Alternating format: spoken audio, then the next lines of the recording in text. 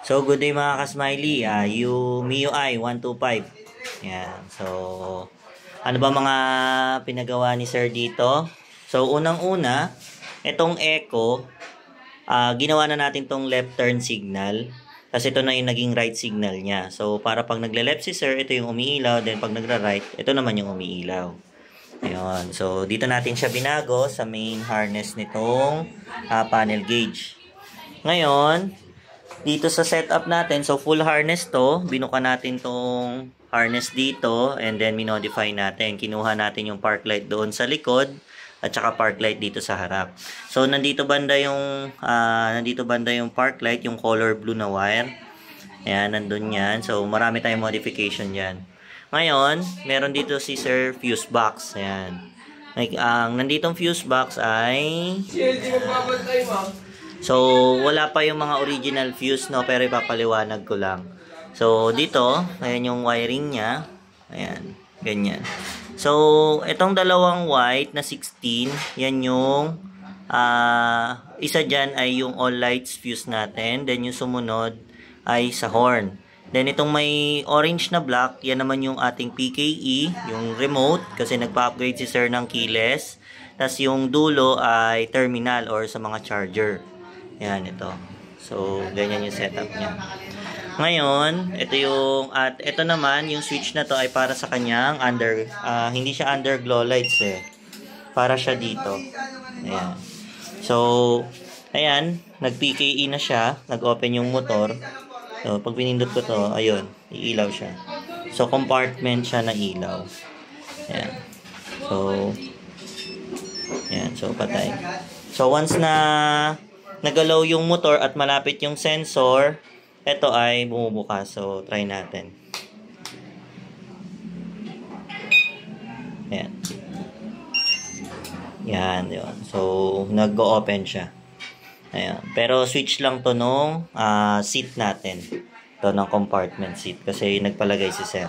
Tapos, si sir, ayaw niya ng loud horn. Pero, yung stock horn po niya ay naka-relay na rin. Ayan, nandito. Naka-relay yan. Tapos, ito naman yung ating all lights relay. Isang denso. Tapos, itong dalawang Omron na relay ay para sa ating PKE yan. Okay. Then, ganyan yung setup natin. Ayan. Diba? Tapos ito naman yung sa kanya mini driving light. So, ikakabit na lang natin yung mismong mini driving light kasi hindi pa dumarating. Ayan. Tapos ito yung ayan. So, itong wire na to para to sa kanyang USB charger voltmeter. Tapos ito namang isa is extra socket. Ayan.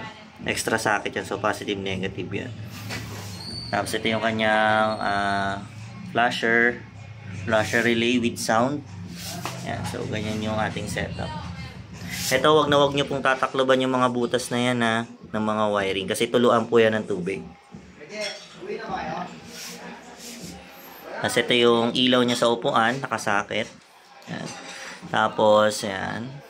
So, ayan. So, nandito yung kanyang, nasa ilalim yung PKE niya. Ayan. And then, dito tayo sa baterya. Sa baterya ay, ang dinagdag ko lang dito, actually, dinagdagan ko rin pala yung positive nito. Nagdagdag ako ng isang 16 para kumapal to. Kasi ito naman yung extra negative natin, pumunta yan dito. Yan yung extra negative. Tapos ganun pa rin dito sa MIUI U-box niya. So, halos walang nabago. Ganun pa rin. Kasi yung fuse box ni sir, dito niya pinalagay. Yan, parang sa MIU gear. Ganun ang style. Then, dito, ito yung ating mini driving light socket. Kasi ito naman, extra positive, negative. Kasi ito naman na mayroong blue, na may violet. Ito naman yung ating passing button. Ayan. So, dito, yung original hose.